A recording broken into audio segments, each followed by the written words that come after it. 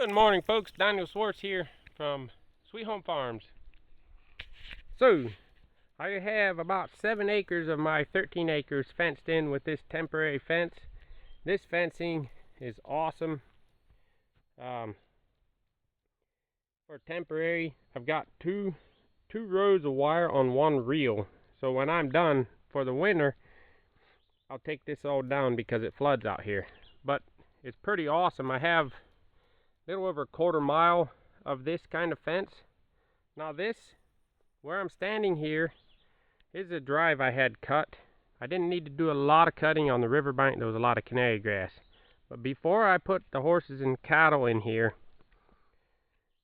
this was something you didn't want to walk through. It had tall, stocky stuff, 6 feet high. It had vines growing over that, burning nettles, everything you don't want. And they took that right down to the ground. So I'm excited to use my cattle as a means to turn this brush into a grassland. See, this stuff has been alder brush for as long as I can remember, with occasional tree.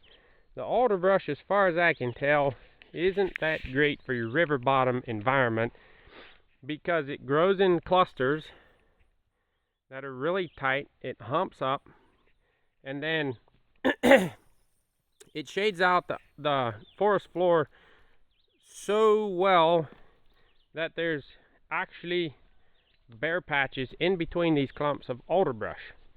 So in the floodplain, when the flood comes through, it gouges out channels in between the patches of brush, like this channel. I don't know if you can see that in the morning light, but this channel here is 6 feet wide, 2 feet deep. And when the river comes through here, there is no root structure to hold the sand in place because these clumps of alder brush have shaded out the forest floor, so there's nothing on the floor. So my goal is to bring cattle in here and to wipe out this alder brush so that we don't get these channels. I mean, anywhere you have alder brush, I've seen this, you're better off with grass. This is maybe hard to pick up, but there's a deep gouge through here too. It's only maybe 2 feet wide at the bottom, but it's 3 feet deep. But I've only had the cattle in here for 3 weeks this year. No, not even. A little over 2. And I'm hoping it comes through on camera how wide open it is underneath all the brush. They have gone in and they've stomped down any kind of dead leaning stuff, the small stuff. They're eating everything green. And they're opening up channels through the woods where I can easily walk, whereas before, can you see that cut? That's what happens anywhere. I've studied this stuff for years as a boy, and I noticed anywhere that there is thick alder brush to where you don't have much growing on the ground because the alder brush is making such a good canopy that there was no roots in this sand here, and the river just come through and just big old gouges. Anywhere you have this alder brush in a floodplain, you will have humps and bumps and gouges. And anywhere that you have thick stands of canary grass, they protect the sand and hold it into place. Or if you have hardwood trees, say like the black ash, who love the river bottoms, and elm, they don't shade it out quite as much. There's a lot more space down there for grass to grow, and you don't get near the water washing out. So I'm hoping this comes through good on camera. Now I'm going to go across the lane and just show you what it looks like without cattle in it.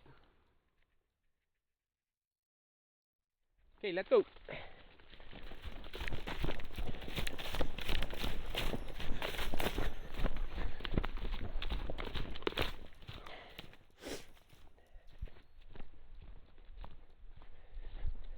Now this is what it looks like with no animals. Look at that. Now how are you going to enjoy a hike in there. And even though it looks like you have ground cover, you just have a lot of top growth.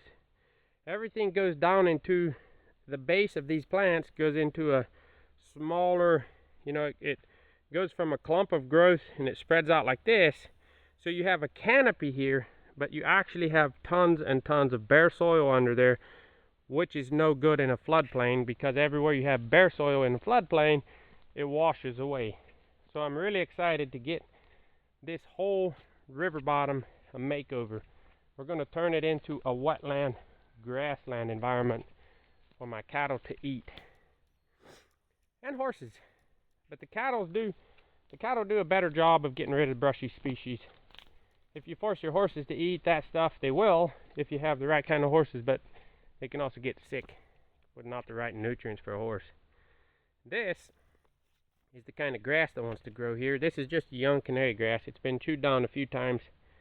So this is the trail, bare growth.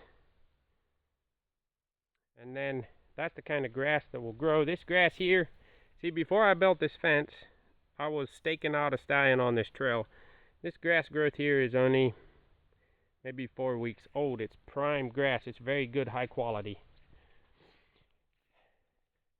We'll come up into this area. It's kind of a nice little area. It's a little bit higher of a mound for down in here.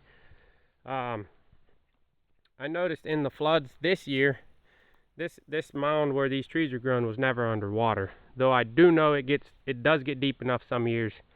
So we have a nice little cluster of hardwoods. We've got black ash mostly, have a cherry, we have a maple or two.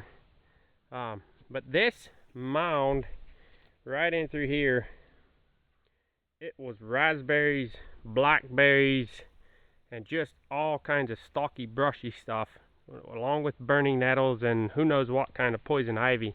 And the cattle have wiped it out and made it so I can comfortably walk almost anywhere. So this is exciting. So back in here, there's one brush I've noticed the cattle do not mess with, and that is the gooseberry bush. Those are some wicked thorns. Now the cattle are eating blackberry bushes, and they're eating raspberry bushes, and they're eating some thorny species of tree, but they do not mess with the gooseberry. They'll stomp it down when they need to walk in a path. See, now this is cool right here, because this was all brush, but the animals are walking back and forth through here, and they pack this area down and they poop there. And this has enough light coming in over here to where grass will grow next year, which will then bring the cattle in this area again. And when they're in this area eating the grass, they're going to congregate here, and then they're going to knock more of this brush down, and the cycle is just going to, it's like compound interest. You get a little bit in here, you gained a little. They walked in these areas that didn't really have grass, and they pounded down the brushy species. So there's less brush, there's more potential for grass to grow. That's what I call my interest. Everywhere that they create an environment for grass to grow where it didn't grow before is interest. And that interest will compound, because in this area they're going to be attracted to it next year because there's going to be good grass, and they're going to come congregate here, and they're going to pound more of the stuff down, and it'll compound and compound until I'm only left with a few clumps of brushy stuff. Just giving you a little glimpse into my world and the kind of work I'm trying to do here on the farm. I'm not getting much farm stuff done as far as with the animals, because of the living space issues we're still building. Anyway, y'all have a good day.